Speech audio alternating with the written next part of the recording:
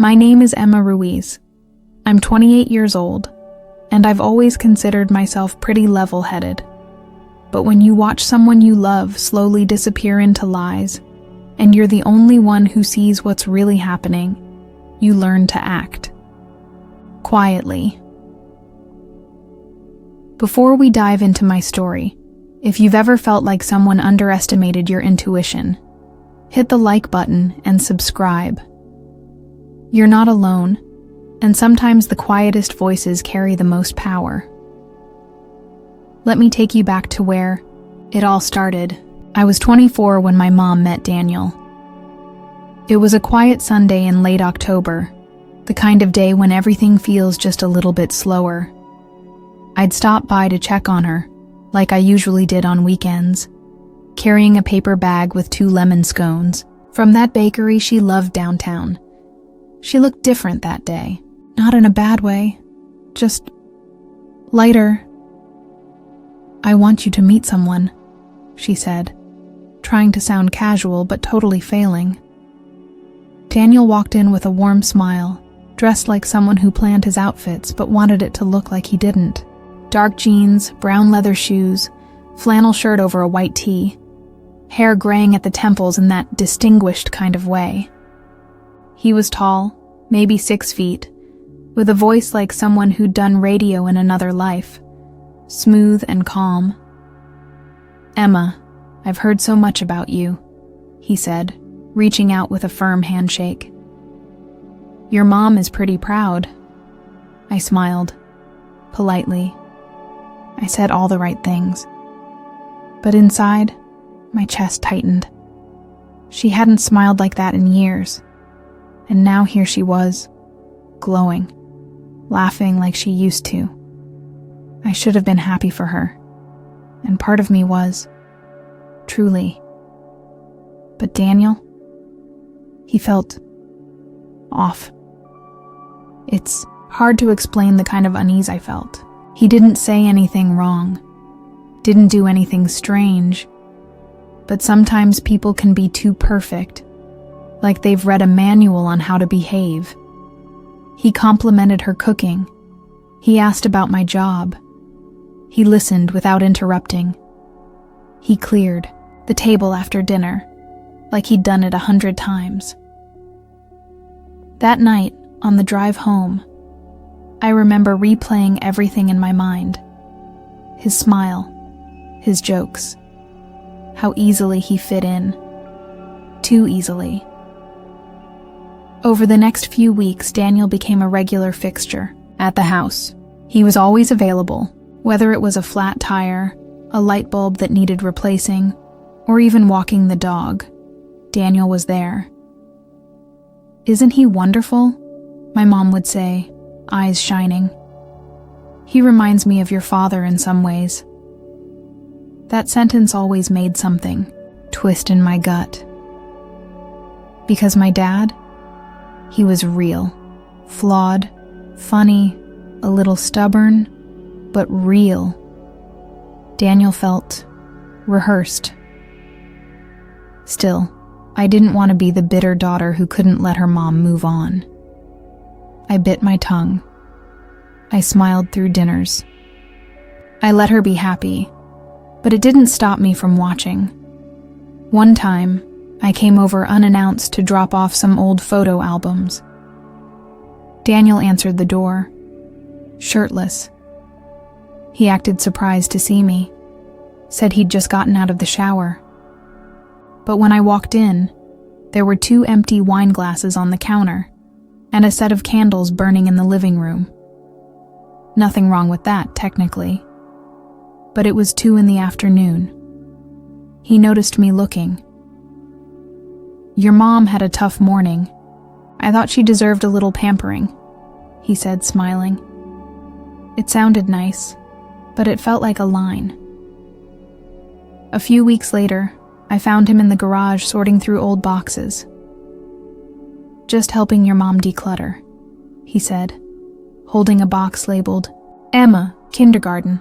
I told him I'd take care of those. He didn't argue, just smiled and handed it over.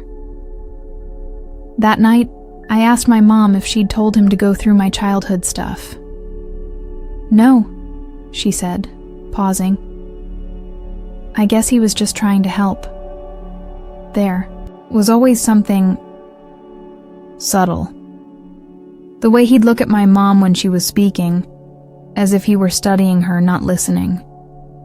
Or how he always seemed to know exactly where everything was in the house, even things she hadn't shown him.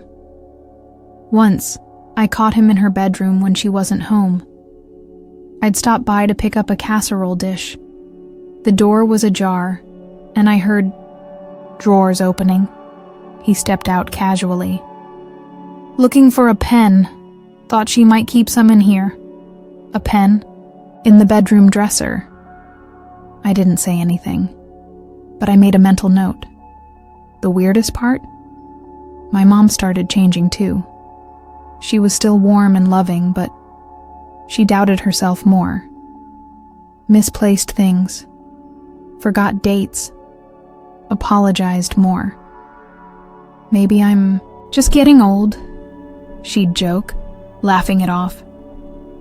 Daniel would smile, rub her shoulder, and say something like, "That's why you've got me now." It sounded sweet, but the way he said it made my stomach churn. The final straw in that first stretch came one evening when I stayed late after dinner. Daniel had gone out for a walk. My mom and I were doing dishes together. She reached for a towel and winced. "What's wrong?" I asked. "Nothing," she said too quickly. "I just bumped my wrist earlier." I took her hand. There was a faint bruise. Not fresh, but not old either. "Did you fall?" She hesitated. Just for a second. "Yeah." Slipped on the kitchen mat. But the mat hadn't moved. I'd been there all evening. She changed the subject.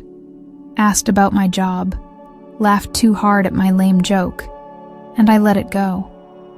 Because I didn't have anything concrete. Just a growing list of things that didn't make sense. That night, I sat in my car outside their house for nearly 20 minutes. Engine off, hands on the wheel. Thinking. There's a kind of exhaustion that comes from pretending everything's fine when it's not. I felt it that night. Heavy in my chest. I didn't want to be paranoid. I didn't want to break my mom's heart. But more than anything, I didn't want to be too late. And something about Daniel, his presence, his timing, his perfect manners, was starting to feel like a mask. Not if. When it slipped, I wanted to be ready. It started small. One Thursday afternoon, I swung by to drop off groceries. I'd picked up a few things I knew my mom liked, her favorite herbal tea, some fresh raspberries, and the good yogurt she always called a luxury. She wasn't home, said she'd be out at the pharmacy. But Daniel was. He opened the door like he'd been waiting. "Hey, Emma," he said, stepping aside. "Come on in." I forced a smile. "Just here to put these away." The house was quiet. Too quiet. No music. No TV. The air had that faint, stale smell of a place that hadn't been opened up all day. Daniel trailed behind me into the kitchen and started unpacking the bags. "You didn't have to do this," he said, all charm. I wanted to. I kept my voice neutral. While he fussed with the fridge, I excused myself to drop off a refill bottle of my mom's vitamins on her nightstand. She always kept them there.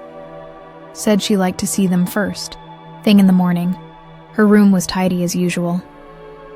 The bed perfectly made, with the same quilt she and my dad had picked out years ago.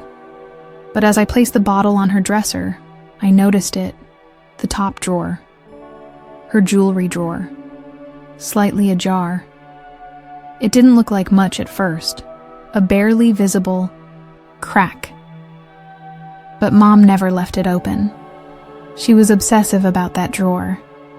Every piece inside had meaning. Some were gifts from my dad, tiny, thoughtful tokens from birthdays, anniversaries, even the hospital gift shop. Others were heirlooms, passed down from my grandmother. But what caught my eye wasn't just that the drawer was open. It was the lock. A thin scratch ran across the tiny keyhole. Not deep, but fresh enough to stand out against the brass, like someone had been forcing it. I bent down, inspecting it closer. The scratch wasn't random. It curved around the edges, just enough to suggest someone had tried a key that didn't quite fit, or worse, something improvised. I heard footsteps behind me. "You okay in here?" Daniel's voice, casual, but closer than I expected. I straightened up. "Yeah, just dropping these off." I gestured to the bottle. He glanced at the drawer, just for a second, then smiled. "She probably forgot to close it," he said. I stared at him. "She never forgets." He chuckled. "Well, maybe she's finally starting to relax. That's a good thing, right?" The way he said it was smooth, friendly. But something about it rubbed me raw. That drawer had always been her boundary, her line. Even as a kid, I knew not to touch it. She told me once, "These things aren't valuable because they're expensive. They're valuable because they remind me of who I've loved." And now it had a scratch on the lock. That night, I couldn't sleep. I lay in bed, staring at the ceiling, listening to the distant sound of cars on the highway. My mind kept circling back to that drawer, the scratch, Daniel's laugh. I pulled out my old journal, the one I used for scribbles, notes, things that didn't make sense yet. I made a list. Jewelry drawer slightly open. Scratch on the lock. Daniel in the house alone all day. Mom out longer than usual. She never mentioned anything missing. I stared at it for a long time. Maybe I was spiraling. Maybe I was just paranoid. But I couldn't ignore the itch in my gut. A few days later, I stopped by again. Mom was home this time, and Daniel was working, in the backyard. While we drank tea in the kitchen, I asked her, casually, if she'd noticed anything strange with her jewelry drawer. She blinked. "No. Why?" "It was open the other day when I came by. I thought it was odd." She frowned, just slightly. "I always lock it." Then she shook her head. "Maybe I forgot. I've been scatterbrained lately." "Did you look inside? Is everything there?" Her smile wavered. "I haven't checked." "You should," I said gently. But she didn't move, just stirred her tea. "Emma, I'm not losing things. I know where my things are." I didn't push it, but her hands were shaking slightly as she sipped her cup. That night, I called my friend Maddie. She's a nurse, practical to a fault, and has known my family for years. "Do you think I'm overreacting?" I asked, after telling her everything. She was quiet for a beat. "No," she finally said. "If it were me, I'd follow that feeling. You know your mom. You know what's normal. Daniel's just so normal. It's hard to explain." "That's the thing about people who hide stuff," she said. "They're usually not the creepy ones. They're the ones who seem safe." I started paying closer attention. One day I noticed my mom wasn't wearing her favorite bracelet. the gold one my dad had given her their last Christmas together. She wore it every holiday, every anniversary, every big family event. When I asked about it, she looked puzzled. "It's in the drawer," but the way she said it, she didn't sound sure. A week later, I borrowed the spare key to the drawer from the box she kept in the hall closet. The next day, when no one was home, I came back. My hands trembled as I opened the drawer. Some of the jewelry was still there, the simpler pieces, the ones that didn't look expensive. But the gold bracelet, the emerald earrings from Grandma, gone, gone. I closed the drawer, locked it, put everything back, and sat on her bed trying not to scream. This wasn't just suspicion anymore. This was real. Daniel was stealing from her, slowly, quietly, and she didn't even realize it. I wanted to confront him, to scream in his face, but I knew it wouldn't work. He was too slick. He'd twist it, make it sound like I was just jealous, or worse, crazy. So I made a different decision. I was going to catch him, not just for myself, for her. Because if he was stealing from her, what else was he capable of? And the next time he touched that drawer, I was going to be watching. The first thing to go missing was the necklace my dad gave her on their 20th anniversary. It had a delicate silver chain and a small blue topaz pendant, the stone set in a shape that looked like a drop of water. I remember it clearly because I helped Dad pick it out. He'd taken me to the store when I was 16, said he wanted something quiet but permanent like her. That was the year he started chemotherapy. After he passed, she wore it for every birthday, every holiday. Sometimes I think she wore it to bed. She never took it off. So when I saw her at brunch one Sunday, wearing a blank neckline, I noticed right away. "Where's your necklace?" I asked. She touched the space on her collarbone like she'd only just realized it was bare. "Oh," she said, brushing her hair behind her ear. "I must have misplaced it." There was a pause. Not long, but in that pause, I saw the truth trying to crack through. "You want me to help you look for it?" I asked. She smiled too quickly. No. I'm sure it'll turn up. I probably left it in the bathroom or something." But her voice had that strain in it. The same kind of strain she used the day she pretended she hadn't read the final prognosis from my dad. That evening, I checked the bathroom while she was out watering the plants. Nothing. Checked the drawer again. Still locked. Still scratched. Still missing the necklace. A week later, it was the gold bracelet. The one from her quinceañera. I found her standing in her room, holding an empty velvet box. She looked stunned. Not crying. Not angry. Just empty. "I thought I put it here," she mumbled. Maybe I donated it by mistake when we cleaned out the basement last month.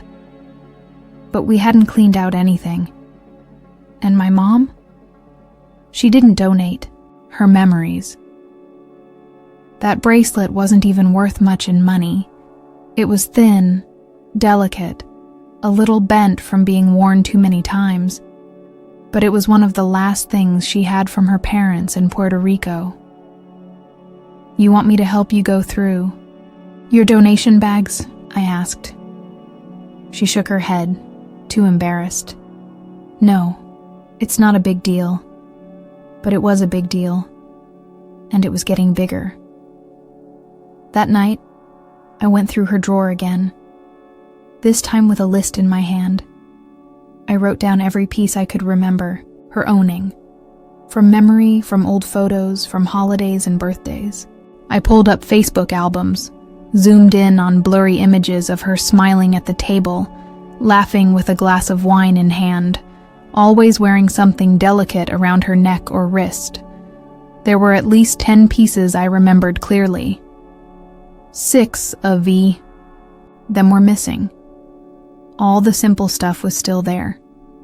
The costume jewelry, the little things she wore to work or to the grocery store. But the meaningful ones? Gone. I sat down on her bed and stared at the wall for a long time. I didn't know whether to scream or cry, because if Daniel was really behind this, if he was taking her things, not just to hurt her, but to quietly erase my dad from the house, then this wasn't just about theft. This was about control. That's when I started digging. At first, I looked through the obvious. His drawers, his car, his office space in the den. Nothing. Daniel was clean, organized, too organized. His things looked like they belonged in a showroom, not a real life. But he wasn't stupid. If he was selling the jewelry, he wouldn't keep anything in the house. So I went digital. I started searching online marketplaces, Facebook, Craigslist, eBay. Not easy, considering how many people post generic gold bracelets and necklaces every day. But I narrowed it down. Looked for items listed within a 10-mile radius, then 20, then 30. And then I saw it, a necklace. Her necklace. Same chain, same pendant. The listing even said, blue topaz teardrop, silver, perfect condition. It was posted by someone named Mike J. in Eastgate, 2 towns over. No photo of his face. Just a blurry picture of the necklace on a black velvet background. I stared at it for almost a full minute before I let myself breathe. There it was. Proof. I clicked on the seller's profile. Nothing useful. Brand new account. Probably fake. I emailed him anyway. Hi, is this still available? Would love to see it in person. No reply. The listing disappeared the next day. That was when I realized something else. This man was smart. Careful. He wasn't pawning the jewelry locally. He was selling online, 1 piece at a time, just far enough out to avoid suspicion. Using burner profiles. Maybe different shipping addresses. No direct connection. It made me wonder how long it had been going on. Months, a year. Did it start small? Just something he thought she wouldn't miss? Was he testing her memory? Or was it always part of a plan? I couldn't stop thinking about how he treated her. The way he always stood behind her when she was speaking, like he was watching what she said. The way he handled money, always offering to take care of the bills or handle the account stuff because she had enough on her plate. He was slowly rearranging her world, making himself necessary. Taking little pieces of her life and her past and pocketing them while smiling like a loving partner. I started wondering, what if I hadn't noticed? What if I had moved out of state, stopped checking in? Would she have lost everything? One night, I stayed late. Daniel had gone to bed early, claiming a headache. Mom and I watched an old movie, The Way We Were, and she fell asleep on the couch halfway through. I covered her with a blanket and waited. When I heard his door creak open, I stayed still, pretending to be asleep too. He walked past the living room and down the hall, Mom's bedroom. I heard the soft click of the doorknob, then silence, then the faintest sound. Metal on wood. The drawer. I opened my eyes in the dark and felt my heart pound. This was real. He was doing it again. Right under her nose, right under mine. I waited until he returned to his room. I counted to 60, then got up and went to the bedroom. The drawer was unlocked. Another piece was gone. I don't remember which one. It doesn't matter, because that night something in me changed. I was done suspecting, done guessing. I was going to catch him. For real. I became obsessed. Every night after dinner, after my mom had gone to bed and Daniel had locked himself away in his office or disappeared for one of his long evening walks, I would open my laptop and start searching. Craigslist, Facebook, Marketplace, Letgo, OfferUp, local auction forums, estate sale boards. At first, it was like trying to find a single leaf in a forest. There were so many listings, thousands of pieces of jewelry in just a 50-mile radius. And yet, I scrolled. Hour after hour, night after night, I filtered by category, then by zip code. I memorized the angles of our house's lighting, the background color of our dining table, the grain in the wooden sideboard Daniel always used to take photos of items he wanted to sell. I recognized our curtains, the old ceramic bowl on the coffee table, the rug. God, that rug. It was burgundy and cream, with this faint gold threading that only caught the light in photos. Mom bought it from a flea market 20 years ago. She called it the only grown-up thing I own. So when I saw it, in the corner of a photo of a heart-shaped ruby necklace, I felt like the floor fell out from under me. The description was vague. Gold chain with red stone. Classic design. Good condition. No holds. Cash only. But the photo? Clear as day. That was our rug. That was our necklace. I didn't cry. I didn't scream. I just took a screenshot. Then another. Then another. I scrolled down to the contact info. No seller name, no photo, just a burner number and a generic email. seller7893inboxmail.net. I copied that too. Everything in my body was shaking, but my mind was sharper than ever. For the first time in weeks, I wasn't just reacting. I was planning. I opened a spreadsheet. Column A, photo. Column B, item description. Column C, link. Column D, time posted. Column E, clues in the background. Column F, contact info. Column G, jewelry it matched from Mom's collection. By the end of the night, I had 5 listings, all with vague descriptions, all with identical background textures. Same rug, same table. One even had the edge of my mom's wedding photo frame blurred. In the background, this wasn't clumsy, this was calculated. He was using the same setup over and over, probably thinking the anonymity of online selling would protect him. But he hadn't counted on me. I used a burner account to message one of the listings. Hi, interested in the gold, heart necklace. Is it still available? Can I see it in person? No reply. So I messaged another. Hi, looking for a gift for my mom. Is the ruby necklace still for sale? Still nothing. I waited 12 hours, then tried again. This time I used a friend's number and said I was a collector. That got a response. Still available. Cash only.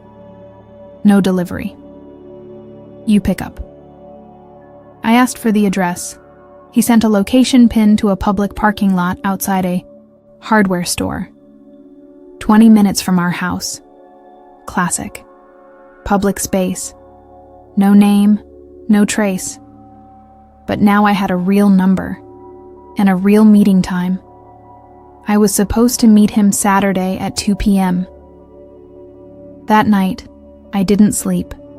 I just lay in bed, staring at the ceiling, my mind spinning. Part of me wanted to wake Mom up and scream the truth at her, shake her. tell her everything. But I couldn't. Not yet. Because I still didn't have real, undeniable proof that Daniel was behind the listings. I needed a photo, a video, a connection between him and the sale. And I needed to catch him without him knowing. He was being watched. So I made a plan. Saturday arrived. I told Mom I was going out to meet a friend for coffee. She smiled and asked me to grab her a blueberry muffin on the way back. I agreed, kissed her cheek, and walked out with a hidden camera. Pen clipped to my coat. My friend Chris, bless him, drove me. He parked across the street with his phone ready. I got to the lot 5 minutes early and waited.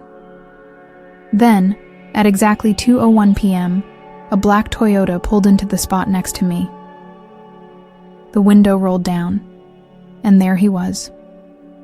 Daniel, wearing sunglasses and a baseball cap, like a bad cliché. He didn't even look at me, just held out a little white box through the window. 300, he muttered. I froze for half a second, then stepped forward, keeping my hand steady as I took the box. I opened it. The ruby necklace, my mom's. I pretended to fumble through my purse like I was looking for money. Actually, can I see the clasp?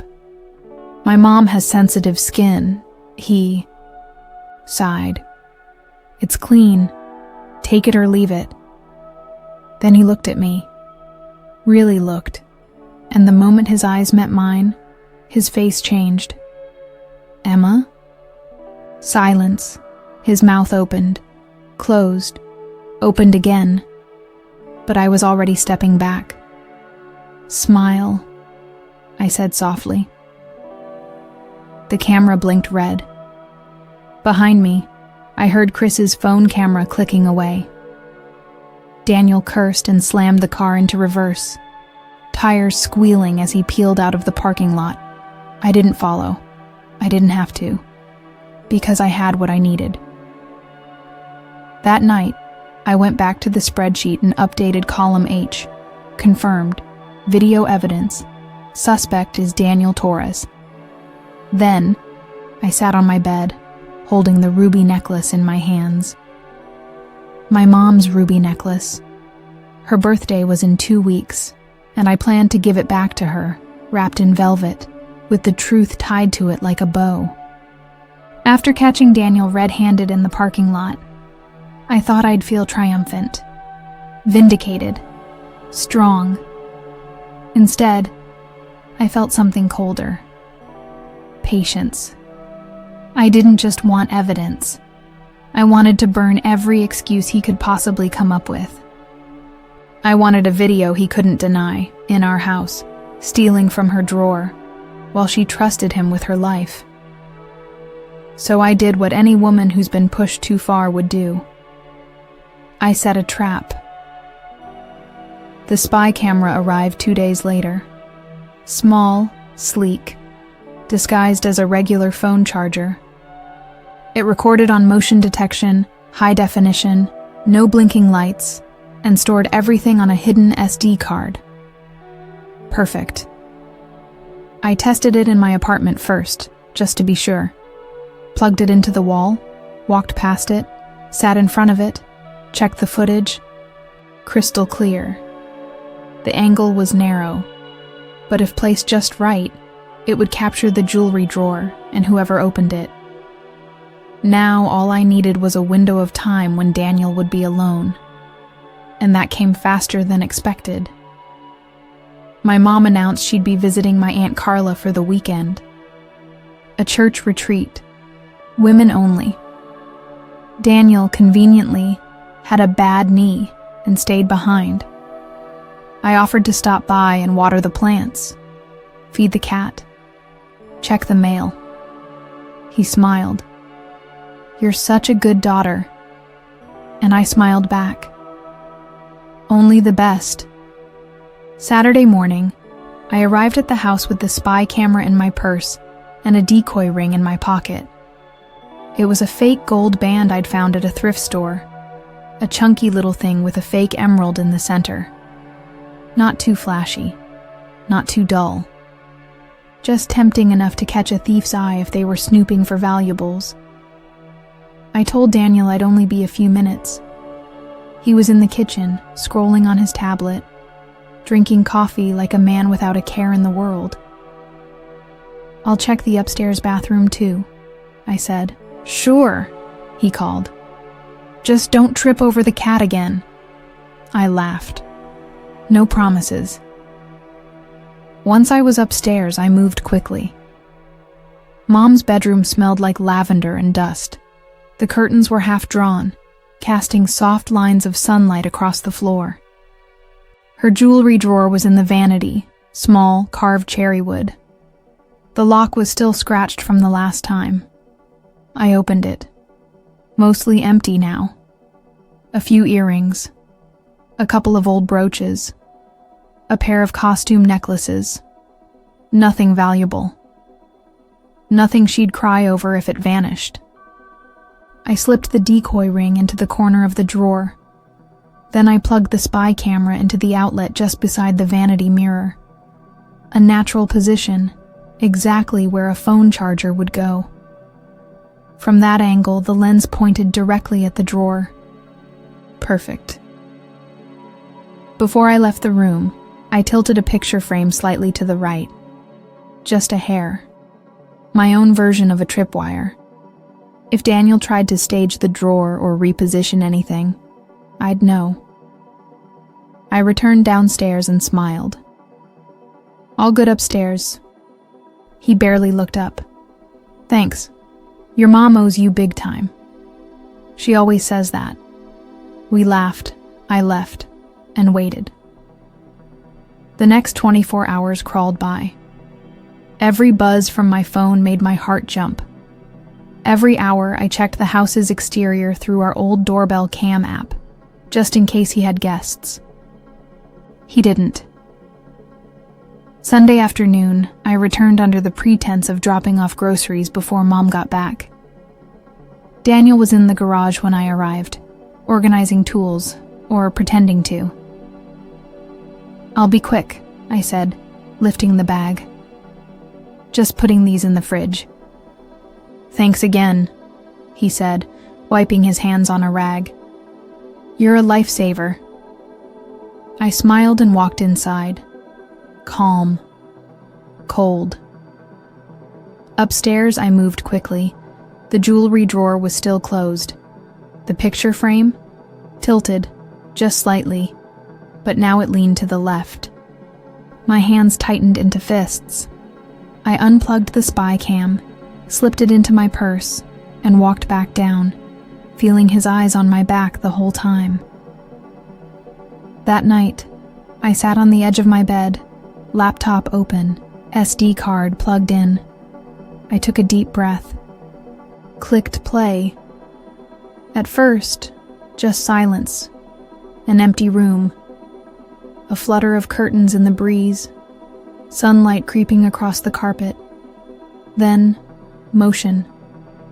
The timestamp read Saturday, 1:27 p.m. Daniel entered the room. He looked around like he wasn't even sure what he was doing there. He went to the vanity, stared at the drawer. And then, he pulled a tiny key from his pocket, slid it into the lock. Twist, click. He opened the drawer with practiced ease, like he'd done it 100 times before. I watched as he shifted things around, picking up a necklace, putting it down. Then he saw the ring, the decoy. He held it up to the light, turned it over in his fingers, then, slowly, slid it into his pocket. Closed the drawer, locked it again, and as he turned to leave, he paused and tilted the picture frame with 2 fingers. My tripwire. Then he left the room. I watched the footage 3 times. Not once did he hesitate. Not once did he look guilty. He moved like a man collecting something he believed was his. And that, more than anything, made my blood run cold. I saved the video, backed it up to 3 separate drives, uploaded it to a private cloud. I sent one copy to Chris. Then I wrote a text to myself. This man is stealing from my mother. I have video proof. If anything happens to me, Daniel Torres is responsible. Paranoia? Maybe. But I wasn't taking chances anymore. I was done watching him pretend to love her while robbing her blind. The next step? Show my mom the footage and watch his world fall apart. The moment I pressed play on the footage, my heart pounded so loud I thought Daniel and Mom could hear it from miles away. It was all there. Daniel walking into Mom's bedroom, exactly 30 minutes after I left the house the day I planted the camera. He didn't look around nervously or hesitantly. He just moved like he had a routine, like this was a job he'd done 1,000 times. He reached for the jewelry drawer, unlocked it with that tiny key I'd never seen before, and pulled it open. His eyes scanned the contents, but then they locked. Onto the ring, the fake one I left as bait. Without hesitation, he picked it up, turned it over, and then pulled out his phone from his pocket. I held my breath as he took a couple of pictures of the ring, close-ups from different angles, like he was cataloging it. Then he carefully slid the ring into his pocket, locked the drawer back up, and whistled softly as he walked out of the room. That whistle, casual and carefree, felt like a slap across my face. How could he be so brazen, so unashamed? I sat frozen on my couch in my apartment, watching that video on loop for what felt like hours. My mind raced with every possible scenario. Was I ready to confront them? Was Mom going to believe me? What if Daniel exploded?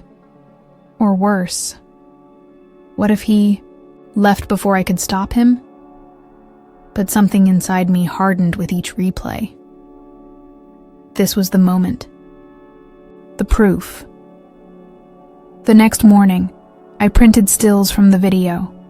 The frame where Daniel's fingers fumbled with the drawer lock, the ring slipping into his pocket, the sly whistle. I made a copy of the entire video and tucked it into my bag like a weapon. When Mom came back that evening, her face was drained but happy to be home. Daniel was quiet, too quiet. I waited until dinner was over and the dishes were cleared before I asked them both to sit down in the living room. Mom sat on the couch, clutching her teacup like a lifeline. Daniel took the recliner across from us, his usual calm replaced by a flicker of unease. I found something, I began, voice steady but low. Something I think you both should see. Mom looked at me, confused, then glanced at Daniel, whose jaw tightened. I reached into my bag and pulled out my phone. The silence in the room felt thick enough to choke on. I tapped the screen, hit play. Daniel walked into the bedroom. Mom's jewelry, drawer, the key, the ring, the phone, the pictures, the pocket, the whistle. When the video ended, I didn't say a word. Daniel looked like I'd punched him in the gut. Mom's face paled, eyes wide with shock. She blinked, then swallowed hard. You stole from me?" Her voice was barely a whisper. Daniel's lips pressed into a thin line. It's not what you think," he stammered. But the confidence was gone. "Then, what is it, Daniel?" I asked, leaning forward. "You were caught, on camera, taking Mom's jewelry when she wasn't home." He looked at Mom, then back at me. "I didn't mean to hurt her," he said finally. "I was desperate. Things got tough. I thought I could fix it before anyone noticed." Mom shook her head slowly. Tough? Stealing from me? From us? Her voice cracked. Daniel said nothing. I looked at Mom, trying to catch her eye. She was silent, overwhelmed. But then, after what felt like forever, she said quietly, Emma, thank you for showing me. She turned to Daniel, eyes blazing now. You have until tomorrow to leave. And if I catch you near my things again, I'll call the police. Daniel's face twisted in a mix of shame and anger. He stood up abruptly. Fine, he said. I'm done here. As he packed that night, I stayed with Mom. We didn't say much, but I could feel the weight lifting off her shoulders. The betrayal was raw, but at least it was out in the open. That night, I replayed the video once more. Not out of doubt, but to remind myself. This was the moment I took back control. The moment I caught the man who thought he was clever. I was already filming. Silence swallowed the room. After I hit stop on the video, the air felt heavy, as if every sound had been sucked out, leaving only the three of us stranded in that suffocating quiet. Mom sat there on the couch, her hands trembling slightly around the cup of tea she'd been holding. Her eyes were wide, but not with anger. No, it was something deeper, something raw and broken. For what felt like a full minute, no one spoke. Then, in the softest voice I'd heard from her in weeks, Mom said, "Get out." It wasn't a yell. It wasn't a scream. It was calm, clear. Final Daniel froze. I saw the change in him then. The man I once thought was polished and calm was cracking apart in front of me.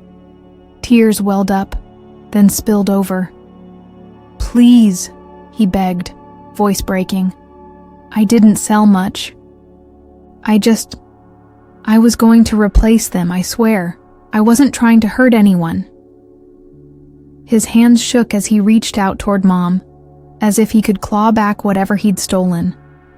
Not just the jewelry, but the trust, the years, the love. I stood up, the chair scraping softly against the floor. Mom rose with me, her face pale but firm. I said, "Get out, Daniel." Her voice was steady now, like the surface of a calm lake hiding a storm beneath. Daniel looked around, eyes darting for some kind of mercy or loophole, but there was none. He grabbed a plastic bag from the kitchen counter, stuffed it with a few things he owned in that house, and slung it over his shoulder. His dignity was gone, shattered into pieces on the floor of our living room. No dramatic shouting matches, no last-minute apologies, just silence and a slammed door. Mom sank back, onto the couch, shoulders trembling now, but it wasn't from relief. She cried. Not because she missed Daniel, no. She was too angry for that. She cried because she blamed herself, for trusting him, for not seeing the signs, for letting someone in so soon after Dad. I sat beside her, unsure what to say. Sometimes words felt useless. Sometimes, the only thing you can do is just be there. In the days that followed, the house felt empty. The silence was heavier than before. Mom didn't want to talk much. She stayed in her room more, clutching her old jewelry box, touching each piece like a lifeline. I caught her staring at the locked drawer a few times, like it held all the answers. One afternoon, I found her in the garden, watering the rose bush Dad had planted. She looked up and smiled, a small, tired smile. "I'm sorry, Emma," she said. "For what?" "For not protecting our memories better, for being blind." I shook my head. "It's not your fault, Mom. He was the one who chose to betray you. She nodded, tears glistening again. But it still hurts. The truth was out. Daniel's betrayal was no longer a secret, whispered behind closed doors. And sometimes that alone is the most powerful form of justice. Not revenge, not punishment, but the truth. I felt a strange kind of peace settling over me, like I'd done my part to protect my family's history, to shield the memories of the man we lost and the woman who fought to keep them alive. As the weeks passed, Mom slowly started to heal. She began to unlock the drawer again. She wore her old necklace on special days. She even laughed once or twice when I reminded her how Daniel used to whistle so cluelessly. And me? I kept the video hidden but ready. Not out of anger, but because sometimes you need proof to remind yourself. You caught the man who thought he was clever, and you were already filming.